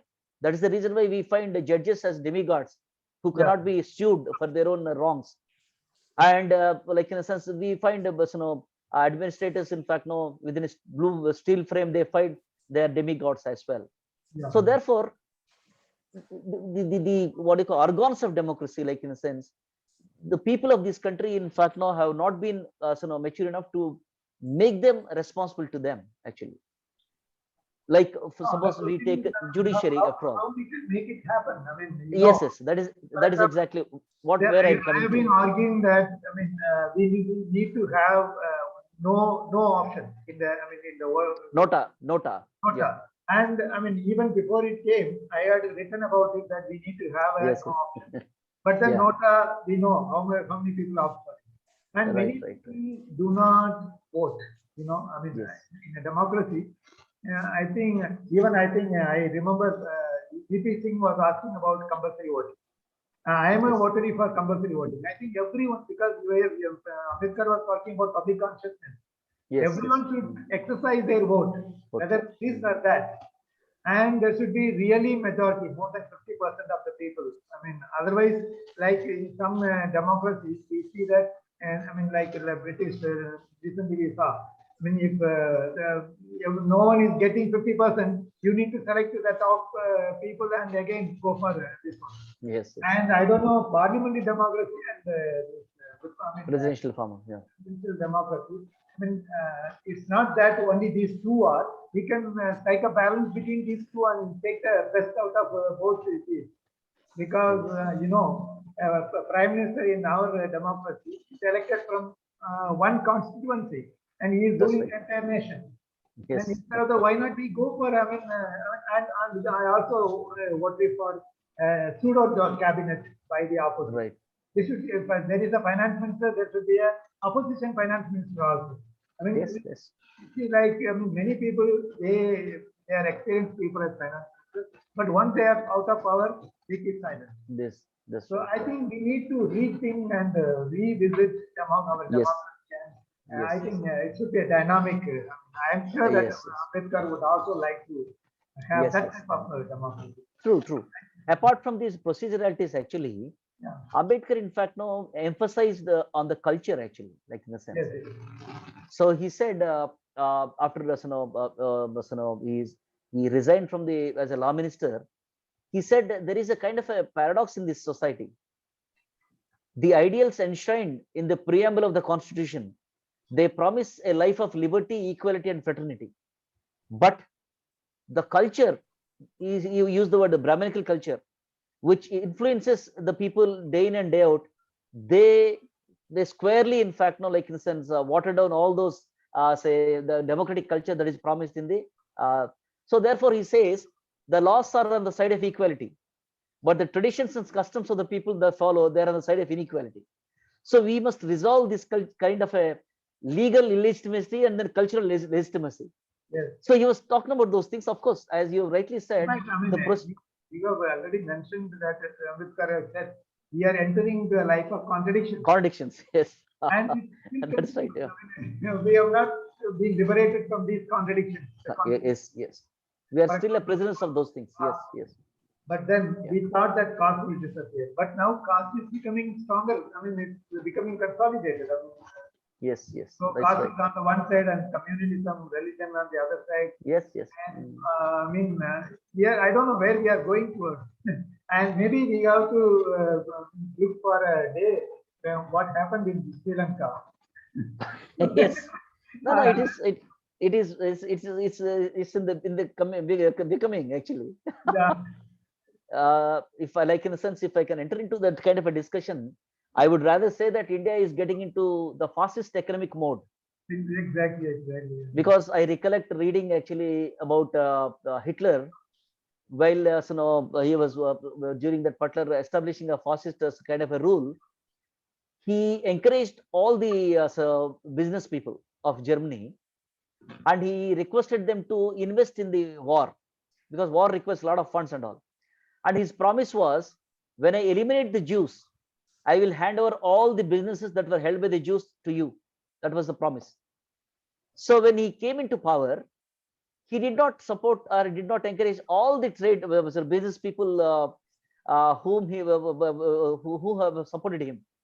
He picked up only 5 people, 5 businessmen, and he fattened them so much so that they become the world economic players. I see the replay of that in India actually right now. Yeah, exactly. Right.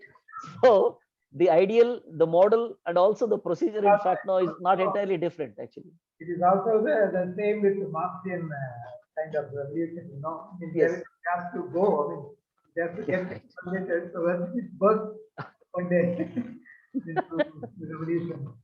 Yes, yes. In fact, our constitution incorporates French Revolution, the principles of French Revolution, Russian Revolution. You're right. And we have to come to another revolution. Yes, yes. And surprisingly, you brought about the left actually. And of course, I'm sorry, like I'm extending this, but I always find different strands of the left in this country. Exactly. True. Maybe CPI, CPM, or even CPI ML. Yeah. They say that they're the left, of course, but when we say what is your goal, what kind of a governance that you want to establish, one say we want to establish, in fact, kind of a liberal democracy. One says, in fact, no, we want to establish a kind of a people's democracy. One say that we want to establish a radical democracy, and everyone talks about democracy, yes. But that is an ideal which they don't believe. A lot of compromises. I mean, yes, that's fine. Yeah, thank you. Quite interesting. I mean, I expected that more people should have joined. But that's of course, like this is a course actually we are running, and it has a broader this thing of Ambedkar and nation building. okay. And we designed nearly 14 topics from the perspective of Ambedkar, and all these 14 culminate towards, in fact, facets of nation building. So today we have taken, in fact, a democracy, a facet of Ambedkar as understood by him as associated life, Okay. as a way of life, as a culture actually. So that's part of this is a part which we took up. Yeah, of course, what you said is a concern. Like, in the sense, not many anthropologists, in fact, are interested, but people say that since it is being there put up in the YouTube, we will in fact listen to it at leisure. I also doubt that. I think Dr. Ambedkar is doing wonderful work. Yes, he's doing a good job actually. That's right. Some people view online because of the busy schedule, but yeah, the spark has started. there should be a blazing. The future, as a lot of hope is hope we started, sir. I have one thing to raise, one important concern here. In the context of the excellent and amazing presentation, particularly democracy, the biggest democracy on this planet, India. I have one important question. What are the things that deprive the human self-image and the image towards fellow people? The liberty, equality, and fraternity, all these seeds of liberation or progress, these seeds should need a fertile soil. That soil is mind, human mind. So how to build that positive self-image, because personal responsibility and active citizenry and the responsibility of the educated people from all the sections of the society. So what are the factors that deprive the personal self-image, a lack of positive self-image? Positive, what are the factors that contribute to the deprived image towards fellow humans?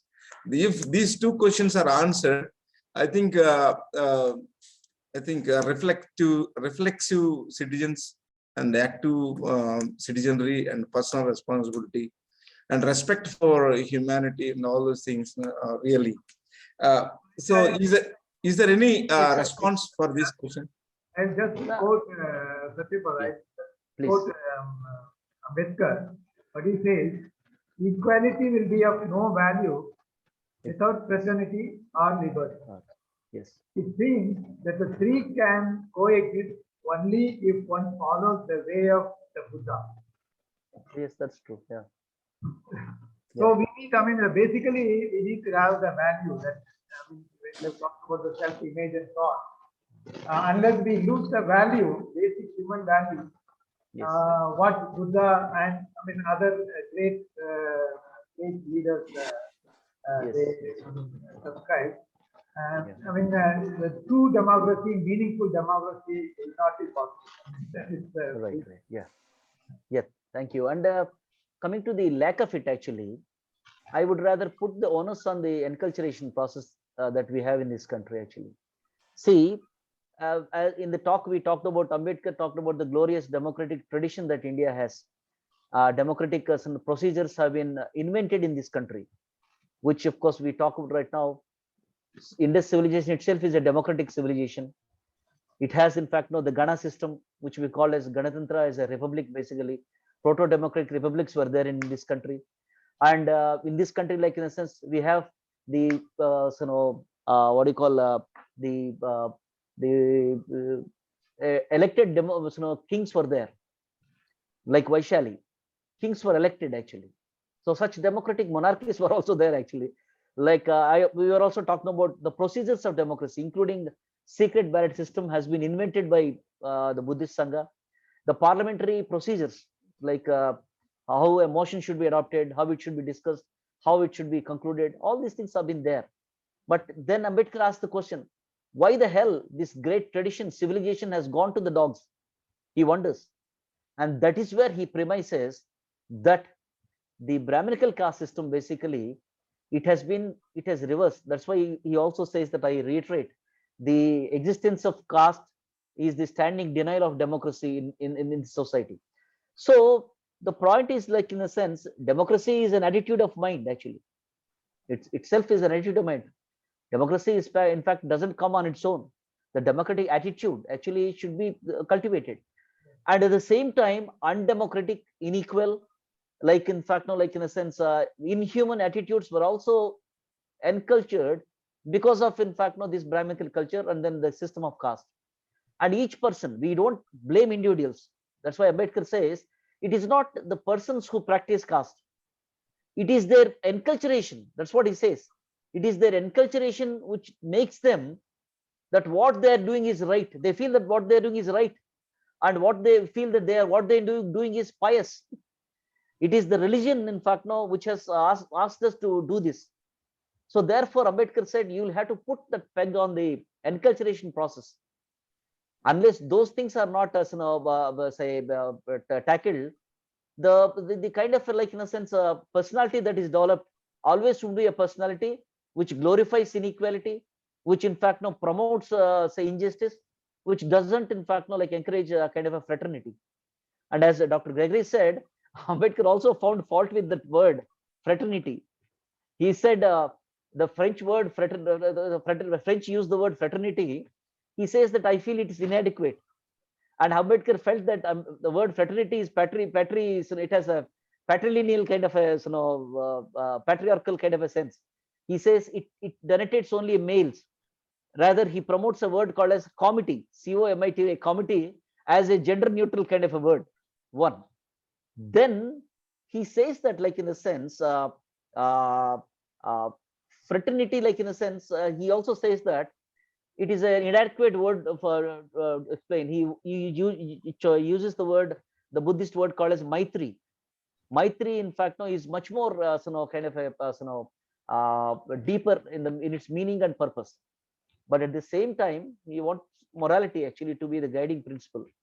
So whatever values we talk about, like, in a sense, if we want to see a kind of a change in the society, the change should come only through enculturation. That's the only way. As long as, in fact, no, we have a major section of people who are being encultured wrongly with the wrong ideals. Ambedkar also said, my problem is not with the Hindus or Brahmins. He said, my problem is with the wrong ideas that they cherish and the wrong social organization that they promote. That's what he says. So his intervention is always at this level of the society and culture. And that is the reason why he said democracy is an associated way of life. He says it's a way of life. It's a culture, actually, as against undemocratic kind of a culture. So maybe, like, I'm just trying to couch these things in the anthropological jargon, but that is how he has premised. First of all, what I understand, when you rightly, emphasis on the attitude. Right. It's, in fact, in a different way, we can say that, caste per se is not something wrong, but casteism, the attitude, that is, what we have to say wrong. The attitude is very important. And in anthropology, we say ethno-relativism or cultural relativism. To try to understand others from their perspective and respect and give respect. And today, maybe after maybe number of years, maybe over of years, caste may not be there, because we see a lot of people across, because marriage is one which encourages caste system, but that also is one which is breaking the caste barrier. But we hope that, at one day, it will not be there. But basically, if you look at it as an identity, we have several identities, that is one identity. And we don't need to carry the caste feeling. We need to basically, be grounded in humanism. That is more important than what is our label. Labels are secondary. Labels are Exactly, sir. Ambedkar said the Brahminism or casteism that we see is not just there among the Brahmins. Yes. He said casteism is there among the lowest caste, right? The people who are there. Everybody is a culprit here, actually. So therefore, he says that's the reason he says caste, it doesn't have any physical kind of existence. He says caste is the notion of mind. Yes. It's a disease of the mind. That's what he says. So the intervention should be there from the attitude.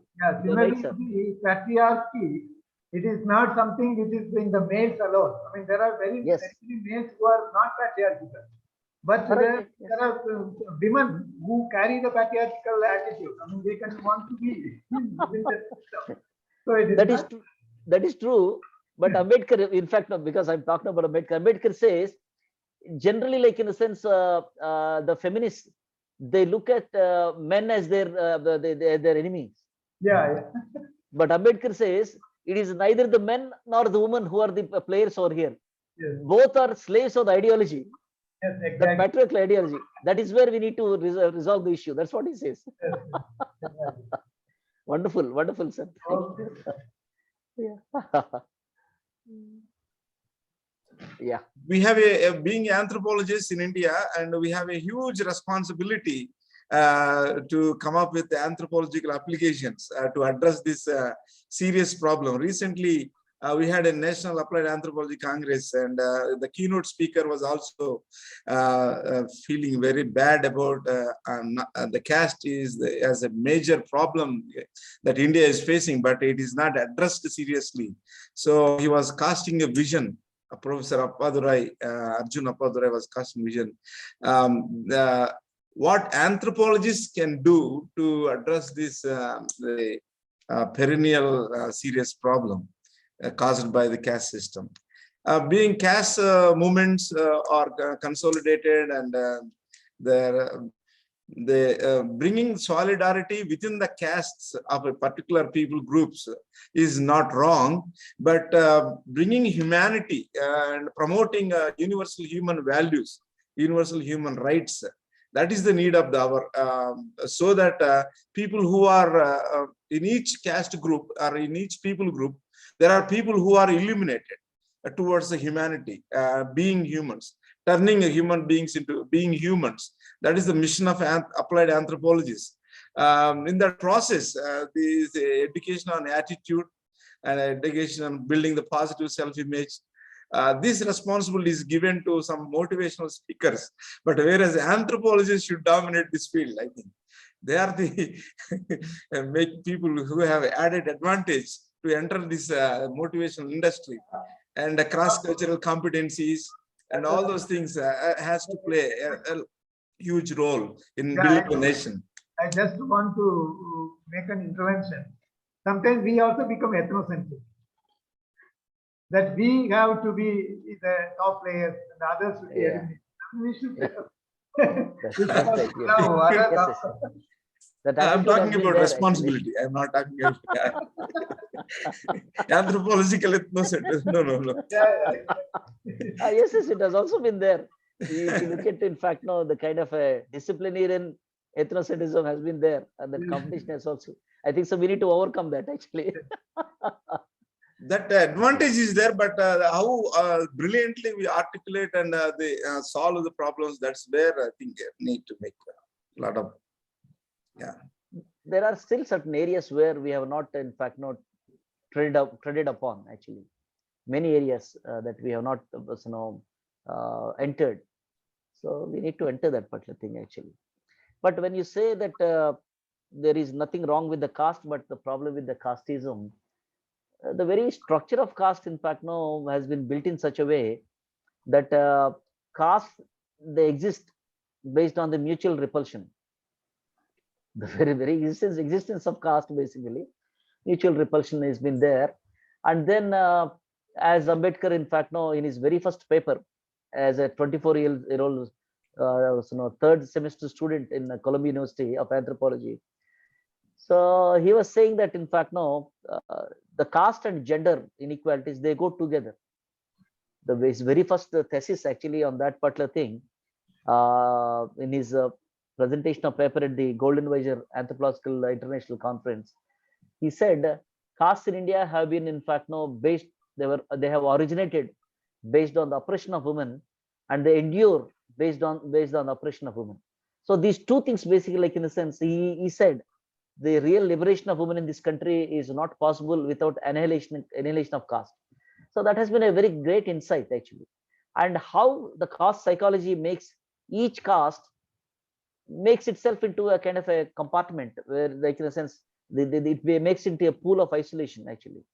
So yeah, that those attitudes ultimately, as Dr. Gregory said, those attitudes need to be resolved. They have to be intervened and resolved. That creates, in fact, no, a reflective kind of a mind. See, every human being is good. We are not born, in fact, no, bad. We are not born, in fact, no, to discriminate. Those ideals, in fact, no, have been incultured in us. So that is where I think so we need to make people say understand, conscious, and be reflective. religion also is similar. I mean, you see, religion is, I mean, every religion came into existence to liberate the human being, Yeah, not to that's oppress. that's right. But the system has made it in such a way that it becomes an oppressive system. I mean, so in the Yes, process yes, of institutionalization. yes, yes, And yes, we want to perpetuate that institutionalization forever. So yes, that yes, is the whole problem. I mean, see, yes, there is yes, a liberate, I mean, two directions. It's left to us which direction we want to take. Towards the right, right. liberational direction or Attitude. Yes, yeah, oppressional direction. Yeah, that is yes, yes, sir. everywhere. Exactly, exactly. Yeah, The human habits of thinking and habits of feeling, those are the domains to explore by really and see some positive contributions in that area, because we study humans holistically, and psychology, anthropological psychologists or psychological anthropologists, they what they have to say in the theories of cognition or formation of feelings or formation of attitudes or formation of value system and formation of self-image, yeah, formation of their worldview and the mindsets. These are the areas where we need collective efforts to address this huge problem. The conflicts and contradictions are unavoidable, but it is the place where anthropologists should land and see what can be done, practical suggestions and solutions. Because there is a illuminated human beings in every people group, in every yes, caste group. So those people need to come together and reflect and feel responsible, and those things are really. Thanks to different this national education policy, sir. Sorry. One word. I mean, instead of anthropology, what is to be emphasized is anthropology. Anthropology should become a way of life. And I could see that there are many non-anthropologists who are carrying the anthropological principles in them, and there are anthropologists who do not have any anthropological values. yes, yes. So I think Exactly. They are doing a lot of anthropology. I see. I recently I am reading a lot of books on this the life skills and motivational speakers they are writing. They are talking a lot of anthropology there. and I have come across another statement. Anthropology is too good a subject to be confined to the anthropologist. That's right. Yes, exactly. I concur with that, because anthropology is a kind of a way of, it should have, it should be a way of life. It should be a way of life, because it is not, it is for the whole humanity and beyond. Today, in fact, no, in anthropology, we are teaching transhuman kind of a dignity, post-human dignity, and we should not confine ourselves to certain pockets and areas. We should transcend, actually. That's right. I really appreciate that. Yeah. In this urbanization and in this industrialization, there are a lot of emerging spaces where teamwork, the leadership, and providing leadership competencies and teamwork competencies and building the stronger and healthier teams. That's where cross-cultural competencies in MNCs, the different cultures, people coming together, they have to work. And if people within Indian context, they're coming from different caste groups, they have to work as a team. So that's where the positive attitudes and the neutral attitudes and negative attitudes are dealt with. So that is a fertile soil for applied anthropologists and to come up with Yeah. strategies. But that has been already in vogue in US. Many, in fact, no industrial houses and also MNCs and also, in fact, no IT companies and all, they invariably employ anthropologists to bring in that cross-cultural manage cross-cultural misunderstandings, to build up, in fact, no cohesive teams, so that they'll be more productive. But unfortunately, such kind of anthropologists are much more needed in India, where the angularities are, the difference are much more. But unfortunately, like in a sense, the Indian entrepreneurs or Indian corporates, they don't feel the necessity of it. Otherwise, like in a sense, the caste would not be in operation among the corporates. We will see lot many publications as to how caste becomes crucial. I think so, a lot of anthropologists, in fact, know they worked as to how caste is crucial in the IT companies.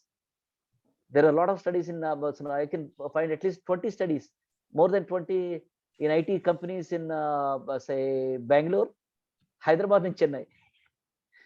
So they shown that this has become a factor actually in recruitment, networking, deciding who should sit on the bench and who should lead the team.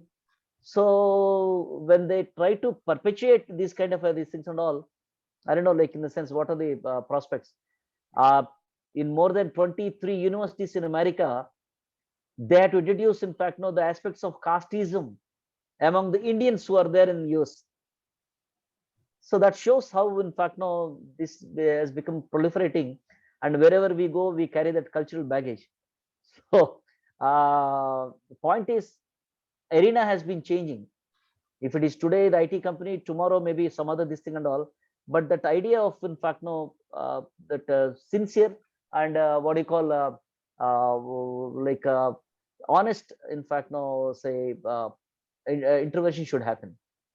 But I am afraid, by taking up more studies in such situations, we are trying to reinforce the caste system. I don't know, because could be, yes. Because I mean, what we see is that in such places, it should be beyond caste. I mean, people, do not bother about caste. But by introducing this, that maybe there is a danger of spectacles as well. If you use the same glass, you said yes, it's with the rider actually. Right. The rider always works. Yeah, so nice actually. Yeah. So building the stronger families, building the good citizens, and the education, the schools are the fertile soil, and it is one of the positive measure taken by the national education policy, the introduction of the character education or values education. That component is mentioned. That's a really hopeful thing if it is really implemented.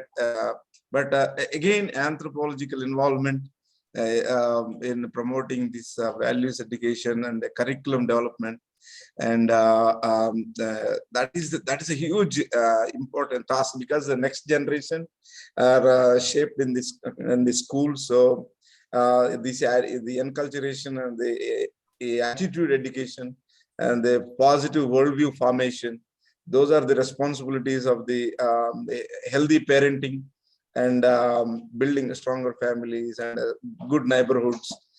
All these things are really challenging tasks laid before us for applied anthropologists and social scientists. Applied social scientists should come together and see what can be done in assisting the government, judiciary, and press. We need to enter into the press debates about what anthropology can do, and to build a popular positive image for anthropology, so that things can be really pushed positively forward in building the humans to be human. Yeah, that's what I feel, sir. Yeah, that's good. I think we have an education minister, an anthropology education minister, anthropology trained, central minister. Achha, okay. Central Minister for Education is an anthropologist. Yes.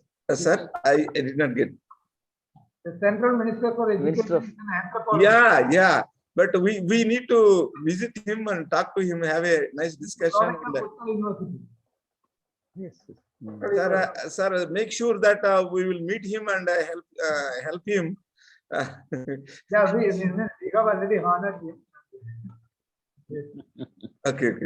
That's right, yeah. So we want to really see that this values education go throughout the country to respect the fellow citizens and build responsible citizens. And those things are really positive grounds where we can enter. Thank you. Thank you very much. Yeah. Thank you, sir. Thank you. Thank you, Professor Satyapal Garu and Professor Gregory. Thank you joining. Yeah. Thank you. We are able to meet you. Yes. Thank you, Professor Gregory, for your presence and participation. We're really honored. It's very encouraging. That's right. Thank you. Yeah. Good night. Bye-bye. Bye. Bye-bye. Good night. Bye. Thank you, sir.